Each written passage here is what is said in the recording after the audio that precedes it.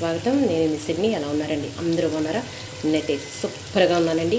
అందరూ బాగుండాలి, అందులో నేను ఉండాలి. ఈరోజు పెసరపప్పు నువ్వుల అప్పడాలు ఎలా చేయాలో చూద్దాము. ముందుగా పచ్చిమిరపకాయలు, పుదీనా, కొత్తిమీర, కరివేపాకు ఇలా మెత్తగా మిక్సీ పట్టుకోవాలి, పేస్ట్లా చేసుకోవాలి. కొంచెం వాటర్ వేసుకుని కొంచెం పలుచగా చేసుకున్నా పర్వాలేదు.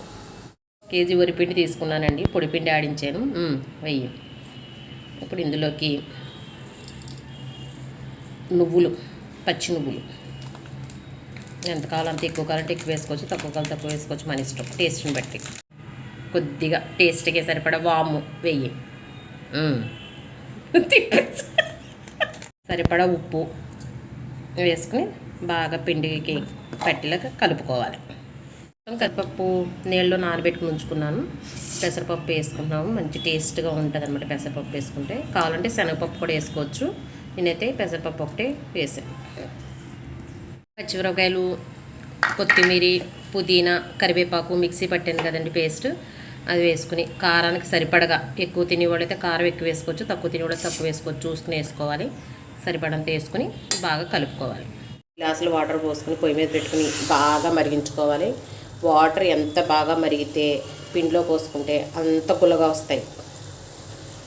మరిగి వాటర్ తీసుకుని అలా పిండిలో పోసుకొని జాగ్రత్తగా చెయ్యి పెట్టకుండా గరిటె తీసుకొని అలా కలుపుకోవాలి. ఇదిగోండి ఇలా ముద్దలా కలుపుకోవాలి.